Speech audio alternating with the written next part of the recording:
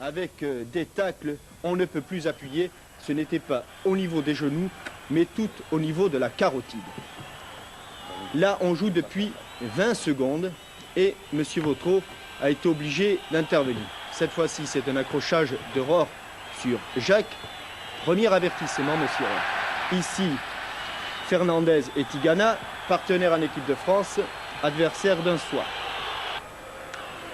Et puis, on va arriver au haut du panier, Bacconnier, qui là ne peut pas éviter le tacle de Girard. Et dans la foulée, le tacle de Rohr sur Rocheteau. Une action que l'on va voir au ralenti. Premier carton jaune de la soirée. On voit que Bacconnier a donné son ballon depuis un petit moment. On fauche les blés au mois de novembre dans le stade municipal. Pour ne pas être en reste, la réponse du berger à la bergère. Cette fois-ci sur un long dégagement, Charbonnier, le milieu de terrain défensif, l'autre numéro 6 de ce match, va y aller gaiement. Une première fois sur Giresse, une deuxième fois sur Tigana, deuxième carton jaune. Les explications de M. Vautreau. Personnellement, que la fête du football, ce n'est pas le carton rouge. C'est pourquoi, dès le départ, lorsque j'ai senti que j'opérais sur un volcan, je n'ai pas hésité à sortir 2 cartons jaunes et à siffler d'innombrables coups francs. Il n'y avait pas d'autre moyen de tenir les équipes.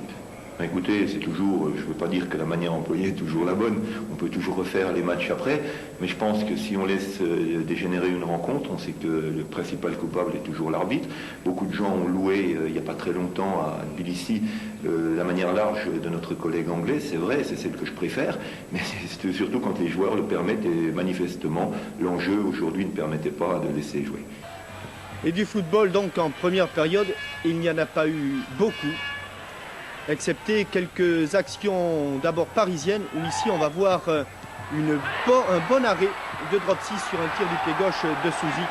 Ce sera l'action la plus nette à l'actif des Parisiens.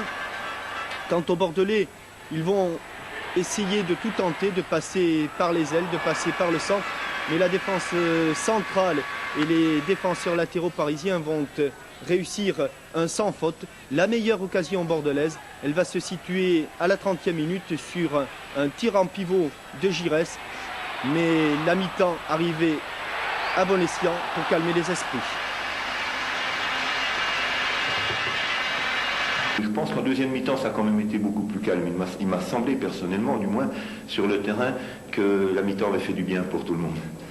Oui, effectivement, la mi-temps a fait du bien, et notamment aux Bordelais qui vont se montrer dominateurs sur le plan territorial. Il va y avoir peu d'occasions de but, des tirs lointains, comme celui de Girard sur le petit filet de Joël Batz. Mais les Parisiens ne vont pas être en reste, avec ici, sur ce coup franc, une volée superbe, détournée sur la transversale par Dropsy, volée de Philippe Janol, le libéraux. On va voir aussi beaucoup Tigana qui va se multiplier comme il sait le faire sur les côtés. Le ballon va naviguer devant les buts de Joël Batz. Mais la défense parisienne, je répète, va faire bonne mesure. Ici, la meilleure action avec Tigana en bout de pied. Joël Batz est toujours présent. Et puis un petit numéro de Souzic qui va passer dans un trou de serrure entre Battiston et Touvenel. Là, cette fois-ci, Dropsy captera bien le centre.